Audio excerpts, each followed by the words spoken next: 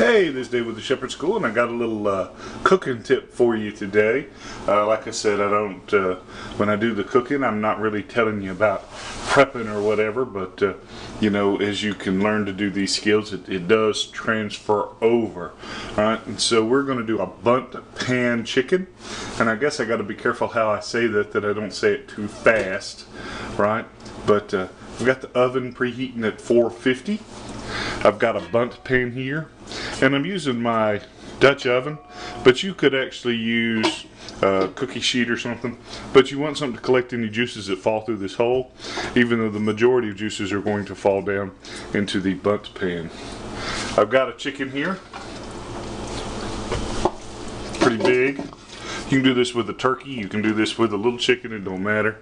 You know, you just set it up long way in the Bundt pan, and the reason that you do this is it lets it brown all the way around and it collects the juices. Okay, so this is a pretty efficient way of cooking.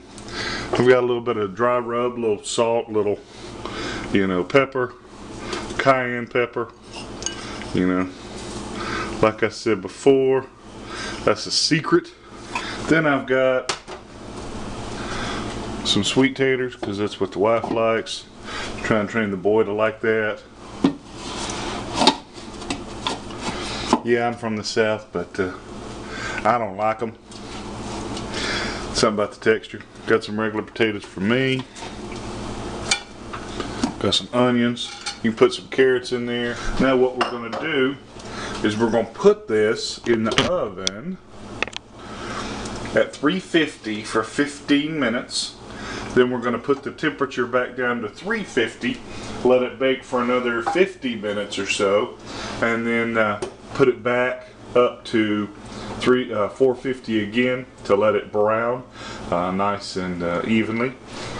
Alright, so that's our timer.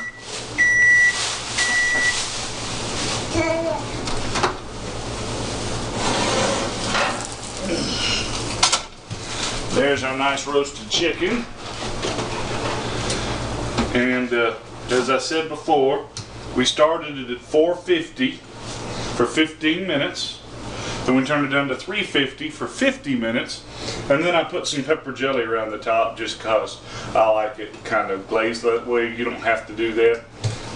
And then we put it back at 450 for another 15 minutes, and now we're going to take it out and let it rest for 10 minutes before we cook it. Alright, so let me get some tongs.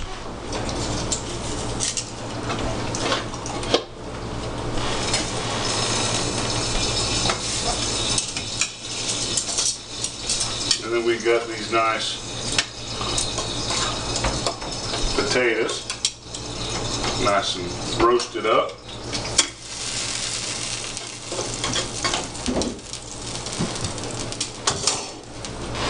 We'll put them back in the oven while we're waiting on everything to cool. And that's what it looks like while it's resting. We'll come back in a minute and cut it up. Okay, there it is all cut up, and I gave some to the wife. What do you think, babe? It was yummy. Yummy. So anyway, there it is. That was a pretty cool thing, and until next time, you can always catch us on tandgun.com. And just a word of advice here: if you're watching on YouTube, we've got a whole lot of videos, and it's kind of hard sometimes to figure out, you know, to search to see some of our videos. But if you go on the website, you can go to categories, and it's a lot easier to search for particular things. So just another tip for you. So until next time, like I said, you catch us on the website, www.tandgun.com. Thank you.